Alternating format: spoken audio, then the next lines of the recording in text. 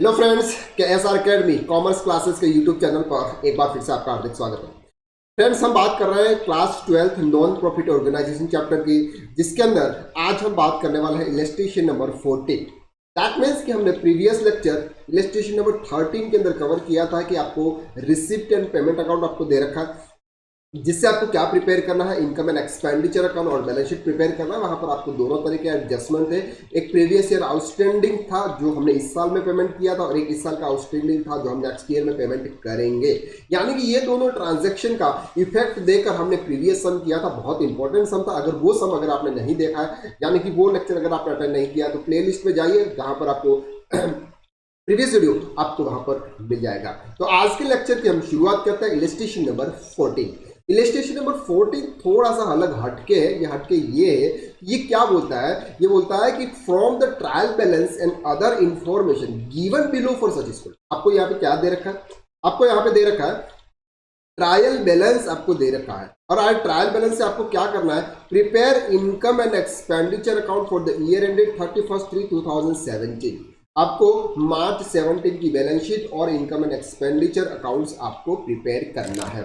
चलिए, तो यहाँ पर ट्रायल बैलेंस का सिंपल सा मतलब क्या होता है? ट्रायल बैलेंस का मतलब होता है कि आपकी जितनी भी लेजर्स है जिसमें आपने ट्रांजैक्शन किए हुए हैं, वो सभी लेजर, आपका जो लेजर्स का जो क्लोजिंग बैलेंसेस है, उसको हम ट्रायल बैलेंस के अंदर शिफ्ट करते हैं। एक साइड डेबिट होता है, दूसरी साइड क्रेडिट होता है। ये डेबिट है, दैट मीन्स कि इनके जितने भी लेजर्स है, इन सभी लेजर्स का जो बैलेंसेस होगा वो डेबिट होगा। अब डेबिट होगा का मतलब क्या? या तो वो बैलेंस शीट के डेबिट साइड जाएगा, या फिर इनकम एंड एक्सपेंडिचर करके डेबिट साइड में जाएगा। बस ये दो चीज आपको ध्यान रखनी है। क्रेडिट बैलेंस का मतलब या तो वो इनकम के अंदर क्रेडिट में जाएगा, या फिर एसेट्स यानी कि लाइबिलिटीज के साइड में ये जाएगा। इसके अलावा आपको यहाँ पर देखो दे रखा है building, furniture, library book, investment, salary, ये सब क्या दे रखे हैं आपको? लेजर्स दे रखे हैं। इसको हम स्टेप बाय स्टेप कवर करते हैं। एवरी ट्रांजेक्शन को हम डिटेल में कवर करते हैं। एडिशनल इंफॉर्मेशन आपको दे रखी है। Tuition fees yet to be received on the year for the year are 25,000। ये जो ट्यूशन फीस है, ये हमारी एनुअल इनकम है, यानी कि स्कूल्स की इनकम है। जो भी रिसीव किया था उसमें से 25,000 रुपीज ऐसी इनकम है जो अभी तक रिसीव नहीं हुई है। रिसीव नहीं हुई है का मतलब इस साल की इनकम तो है, लेकिन नेक्स्ट ईयर में रिसीव होगी। हम क्या करेंगे उसको? हम करेंगे उसको ऐड, यानी कि हमारी जो भी इनकम होगी उसके अंदर हम इसको ऐड करेंगे। ध्यान रखना आपको। Salaries yet to be paid amount rupees 30,000। आपकी जितनी भी सैलरी है उसमें आपको 30,000 रुपीज और ऐड करना, जो आप नेक्स्ट ईयर पेमेंट करोगे आपके एक्सपेंसेस, जो कि हमने नेक्स्ट प्रीवियस लेक्चर के अंदर डिटेल में कवर कर दिया। Furniture costing rupees 40,000 was purchase on October 2016 was sold for rupees 20,000। अब यहाँ पर देखो, इस दोनों लाइनों के अंदर आपको यहाँ पर कुछ कंफ्यूजन उन्होंने क्रिएट कर दिया है। एग्जाम के लिए जो क्वेश्चन है उसके अंदर अभी उन्होंने क्या बोला, यहाँ पर 40,000 was purchase first October was sold 20,000 rupees. ये जो 40,000 रुपीज का जो गुड सोल्ड किया, मतलब फर्नीचर जो सोल्ड किया, सेल किया, परचेज किया था, वो उन्होंने 20,000 रुपीज में किसी को सेल कर दिया। पहली लाइन में ये बोलती है। दूसरा ये बोलते हैं कि the book value of furniture sold was 50,000 on April 2016 was sold for 20,000। तो दोनों लाइनों का कोई मतलब समझ में नहीं आ रहा। तो यहाँ पर कंक्लूजन ये निकलता है, जैसा उन्होंने बुक्स में बोला हुआ, जो उनका जो क्वेश्चन का आंसर है, उन्होंने ये बोला है कि आपकी पहले 1 लाख की एसेट्स थी, 1 लाख की एसेट्स में आपने 50,000 की एसेट्स को सेल कर दिया, बची आपकी 50,000 रुपीज जो आपकी। इसका कंक्लूजन सिंपल से ये निकलता। अब जो 50,000 की जो एसेट्स थी उसको उन्होंने 20,000 रुपीज में सेल किया। कितने में किया? 20,000 रुपीज में उन्होंने सेल किया। इसका मतलब 30,000 रुपीज का लॉस हुआ है। बस ये है इन दोनों लाइनों का मतलब। थोड़ा सा क्वेश्चन गलत है यहाँ पर 50,000 रुपीज आना चाहिए था। अगर 50,000 purchase of sold for 20,000, furniture sold for 50,000, April 2000 sold for 20,000। ये थोड़ा सा कम है। अब बात करते हैं डेप्रिसिएशन टू बी चार्जेस 10% पर annum on furniture and 15% per annum on liability book and 5% per annum on। तो यहाँ पर आपको डेप्रिसिएशन भी दे रखा है और परसेंटेज दे रखा है, आपको क्या करना है? डेप्रिसिएशन। चलिए, तो हम सीधा चलते हैं हमारे सम के ऊपर, जहाँ पर हम सम करने वाला है, यानी कि यहाँ पर हमने परफॉर्मा रेडी कर दिया। परफॉर्मा रेडी कर दिया, तो अब आपको क्या करना, वो जो फिगर है ना, वो फिगर आपको यहाँ पे पोस्ट। सबसे पहले क्या आपको यहाँ पे दे रखा है? बिल्डिंग। अब बिल्डिंग दे रखा है, इसका मतलब ये क्या है? आपका एसेट्स है। ये आपको कहाँ पे ले जाना है? एसेट्स को हमें बैलेंस शीट्स के अंदर ले जाना है, तो हम बैलेंस शीट के अंदर ले जाएंगे। हम कहाँ ले जाएंगे, जस्ट 1 सेकेंड। ये हमारी बैलेंस शीट, बैलेंस शीट के आपको डेबिट साइड्स में इसको ले जाना क्योंकि ये आपकी एसेट्स है। यहाँ पर हम लिखेंगे बिल्ड। ओके, कितना अमाउंट है बिल्डिंग का, 6,25,000। अब डेप्रिसिएशन आपको यहाँ पर दे रखा है, तो डेप्रिसिएशन कितना है, डेप्रिसिएशन यहाँ पर आपको दे रखा है बिल्डिंग 5% पर एनम। डेप्रिसिएशन कितना है, 5% पर एनम। तो डेप्रिसिएशन का वैल्यू हो जाएगा हमारा यहाँ पर 6,25,000। हमारा कैसे किया गया, चलिए कौन से का,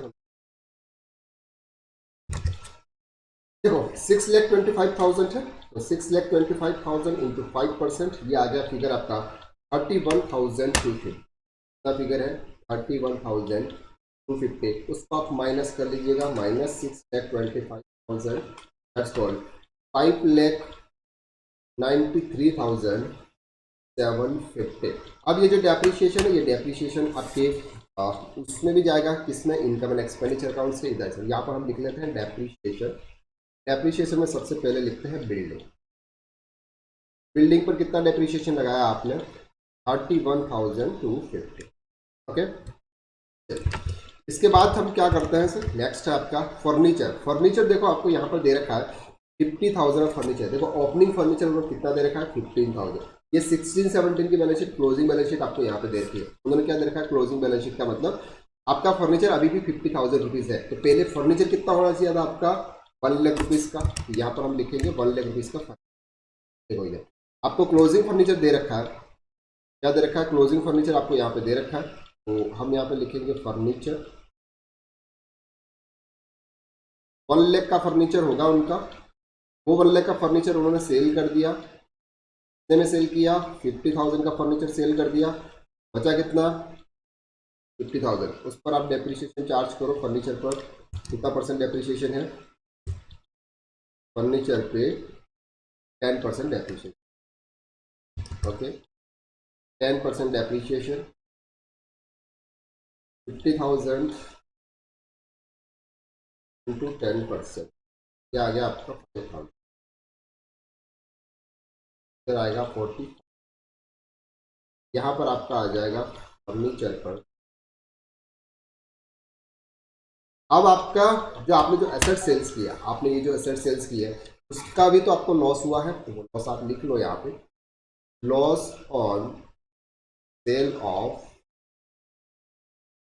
कितना लॉस हुआ, 50,000 की आपका फर्नीचर था, आपने 20,000 में सेल किया, तो 30,000 के आ गया। क्लियर पॉइंट है आपका, कोई टेंशन नहीं। लाइब्रेरी बुक 1,50,000, ये भी आपका एसेट्स है, तो आप इधर लिखेंगे उसको, लाइब्रेरी बुक को यहाँ पे।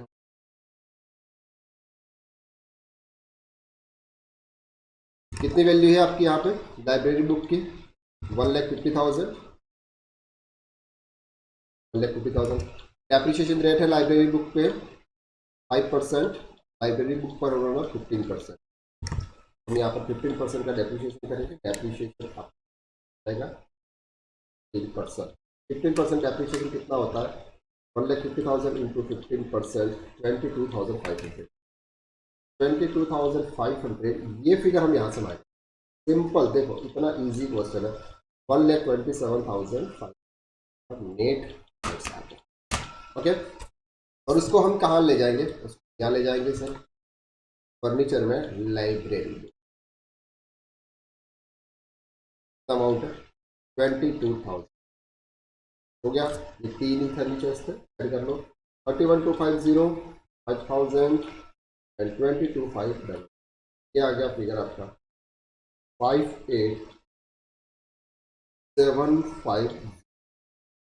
कितना आ गया, 5,8,750 आपका टोटल डेप्रिसिएशन हो गया।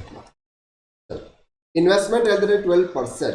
अब आपको यहाँ पर आपका इन्वेस्टमेंट भी है, तो इन्वेस्टमेंट भी हमारी एसेट्स आपको यहाँ पे लिखना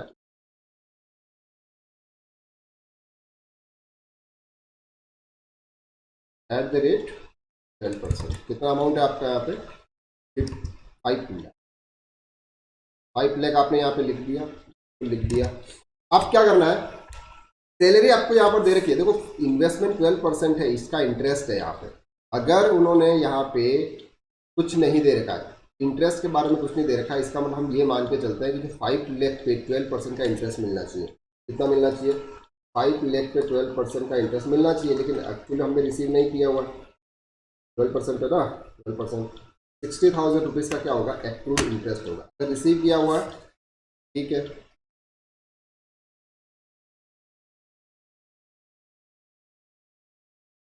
creditors, rent for school fees, necessary wages, general fund, sale of old furniture, donation for library। मतलब ये 60,000 रुपीज़ नहीं है। ये जो 60,000 रुपीज़ है, देखो यहाँ पर इन्वेस्टमेंट 5 लाख का इन्वेस्टमेंट है, तो उस पर 12% का इंटरेस्ट रेट उन्होंने बोला हुआ है, देखो स्पेसिफिक बोला हुआ है। तो इंटरेस्ट अगर नहीं मिला है, रिसीव नहीं किया हुआ है, तो उसको क्या करना है? एक्रूड इंटरेस्ट की एंट्री करनी है। तो आपको एक्रूड इंटरेस्ट भी यहाँ पे आ जाए। एक्रूड इंटरेस्ट कितना हो जाएगा? 3000, और ये आपकी इनकम भी हो जाएगी, इंटरेस्ट इनकम कितनी हो जाएगी? इंटरेस्ट। और ये आप लिख एक्रूड इंटरेस्ट। एंट्री क्या होती है? एंट्री अगर नहीं समझ में आ रही है तो वो भी मैं आपको एंट्री की। एंट्री होगी यहाँ पे accrued interest account debit to interest income, ये एंट्री होती है। जिस तरह से हम पेमेंट का प्रोविजंस बनाते हैं, ऐसे इनकम का, ठीक है। अब सर सैलरी आपको यहाँ पे दे रखी है, तो आप यहाँ पे लिखेंगे सैलरी। कितनी सैलरी है? 5 लाख रुपीज़ की सैलरी आपको क्वेश्चन में दे रखी है। और यहाँ पर आपको ये भी बोला हो कि आउटस्टैंडिंग सैलरी भी है आपकी। कितनी outstanding salary? Salaries to be paid amount rupees 30,000, तो 30,000 की आउटस्टैंडिंग है, तो ये 5,30,000। अब ये आउटस्टैंडिंग कहाँ ले जाएंगे? आउटस्टैंडिंग आपको लाइबिलिटी साइड में ले जाएंगे, क्योंकि आपकी लाइबिलिटी आउटस्टैंडिंग सैलरी 30। देखो सिंपल सा क्वेश्चन है, इतना दिमाग में लगाना, क्योंकि प्रीवियस में हमने हार्ड क्वेश्चन कर दिया। स्टेशनरी 40,000 रुपीज़ आपको यहाँ पे दे रखा है, तो हमको स्टेशनरी पे जाना है। यहाँ पर हम जाएंगे स्टेशनरी, कितना अमाउंट है? 40,000। स्टेशनरी के रिलेटेड उन्होंने कोई भी एडजस्टमेंट आपको नहीं दे रखा है, तो सीधा 40,000 रुपीज़ आप यहाँ पे कर, ठीक है। जनरल एक्सपेंसेस भी आपको कुछ नहीं दे रखा है, तो हम जनरल एक्सपेंसेस को भी सिंपल एक्सपेंसेस बुक कर लेंगे। कितना अमाउंट है आपका यहाँ पे? General expenses 18,000, 18,000, okay. And sports expenses आपको दे रखा है, तो हम यहाँ पे स्पोर्ट्स एक्सपेंसेस भी इंटर कर लेते हैं। ये हमारे स्पोर्ट्स एक्सपेंसेस है। स्पोर्ट्स एक्सपेंसेस कितना है? 15,000, okay. And cash at bank and cash in hand आपको ये जाएगा आपके बैलेंस शीट के डेबिट साइड। तो प्रीवियस क्लासेस में हम भूल जाते थे, फिर हमको लिखना है यहाँ पे, क्या लिखना है? कैश एट बैंक आप लिख लीजिएगा। कितना अमाउंट है? 1 लाख रुपीज। और कैश इन हैंड यानी कि कैश में अमाउंट कितना है आपका? ठीक है, ठीक है सर। एडमिशन फीस आपको यहाँ पे दे रखी है 12,500, तो ये आपकी क्या है? इनकम। यहाँ पर हम लिखेंगे admission.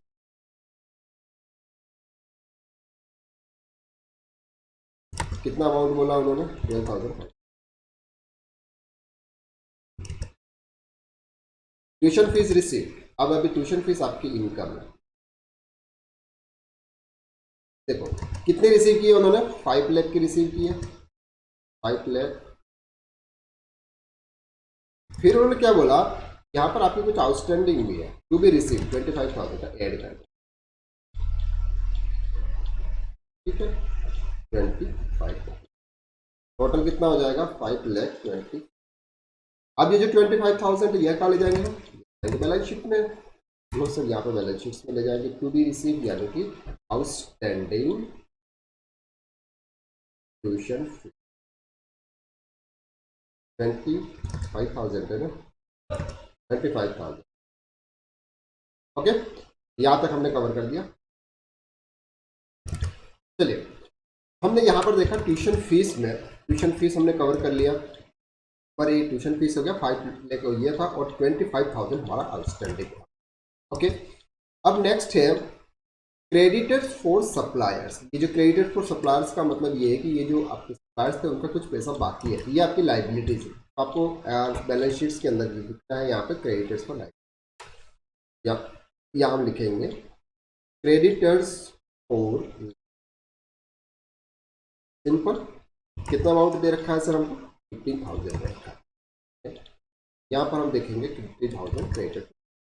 Rent for the school hall, ये आपकी इनकम है, तो इनकम को आपको इनकम साइड में लिखना है, रेंट फॉर स्कूल हॉल। हम यहाँ लिखेंगे रेंट फॉर स्कूल, ये हमारी इनकम होगी। उनका हॉल उन्होंने रेंट पर दिया था जहाँ से उनको इनकम हुई है, ये इनकम है उनकी 10,000, और हम लिखेंगे 10,000। मिसलेनियस रिसिप्ट, यह भी आपको मिसलेनियस रिसिप्ट है तो आप इसको भी इनकम मानेंगे, यह भी हमारी इनकम है। मिसलेनियस रिसिप्ट 30,000, यहाँ पर हम बात करेंगे। एंड लेजेसिस जनरल 3,50,000, ये भी 3,50,000, ये भी हमारी इनकम है। लेजेसिस 3,50,000। जनरल फंड आपको दे रखा है, ये हमारा बैलेंस शीट्स में जाएगा, ये आपका ओपनिंग जनरल फंड आपको दे रखा है।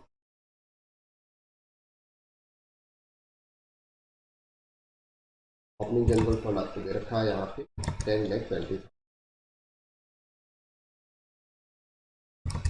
Okay, donation for library book, ये भी आपकी एसेट्स लाइबिलिटीज है। डोनेशन स्पेसिफिक डोनेशन आपको दे रखा है तो आपको लाइबिलिटीज में ले जाना है, क्या है 62,500।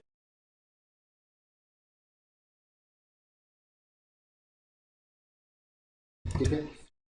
Cell of old furniture 20,000 rupees, क्योंकि हमने यहाँ पर 30,000 का एडजस्टमेंट आपको यहाँ पे दे दिया है, इसके लिए हम यहाँ पर 20,000 ऐड करें। हमने वहाँ पे क्या था 50,000 रुपीज़ में देख लिया था, तो 20,000 रुपीज़। अब आप क्या करेंगे, सिंपल देखो टोटल कर दो, टोटल करने से आपको जो भी फिगर आएगा उस फिगर को हम क्या करेंगे 5,00,000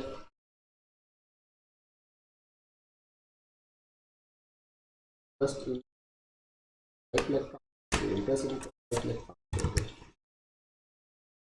5,00,000 पे 12%, 60,000। तो यही मिस्टेक हो जाती है, 60,000 प्लस 12500 525 10,000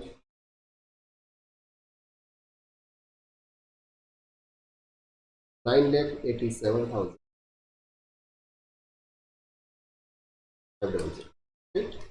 5,30,000 and stationery 40,000, 1,80,000, 18,000, 15,000, 30,000 and 5,875 6,91,000, इसको सब माइनस कर लेंगे तो 9,87,500 295। प्रॉफिट कितना आएगा आपका यहाँ पे 295, ये जिसको हम बोलते हैं सर। अब इस सरप्लस को हम कहाँ ले जाएंगे, यहाँ पर हम 295,750 10,20,000 में ऐड कर 10,20,000 प्लस 295,750, ये आएगा फिगर 37। हम ऐड कर देंगे यहाँ पे 5,93,750, 45,000, 1,27,500, 1,00,000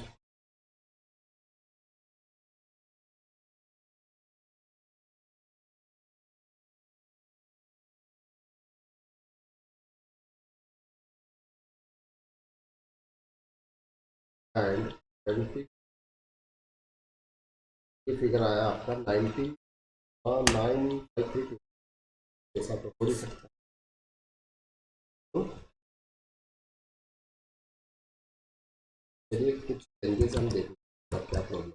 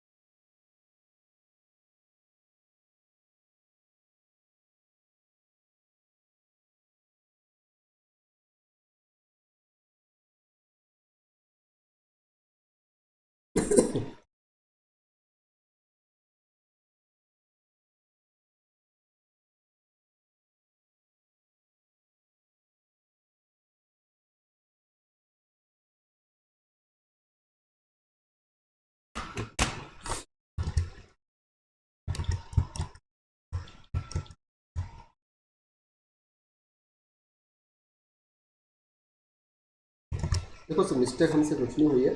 मिस्टेक हमसे ये हुई जो 5 लाख रुपीज़ दिख नहीं रहे हैं।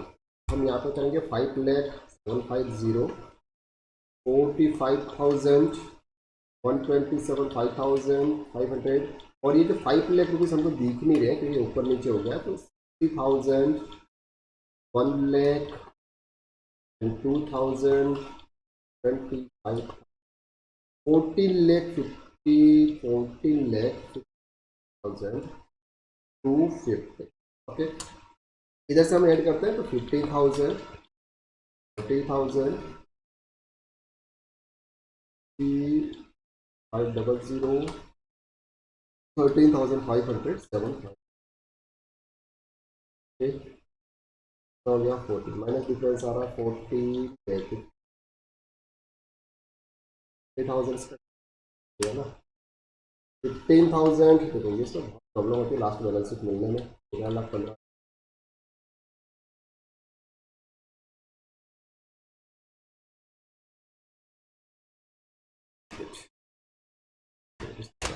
देखो यहाँ पर 30,000 का डिफरेंस आ रहा है नॉर्मल, ये 30,000 का डिफरेंस क्यों आ रहा है चेक कर लेते। देखो यहाँ पर सिंपल, ये जो आपकी जो टोटल है ये 14,53,250 ही आ रही है, और यहाँ पर भी हमारी जो आ रही है ये 30,000 का डिफरेंस एक्चुअली आ रहा है, ये क्लियर नहीं हो रहा। बाकी शाम आपको इसी तरह से करना है, मे भी कुछ ना कुछ प्रॉब्लम्स हुई है, थोड़ा सा टाइम लग गया हमें, तो इस तरह से आप ये वाला सम। ओके, तो आज के लिए बस इतना ही, नेक्स्ट लेक्चर में फिर मुलाकात करते हैं।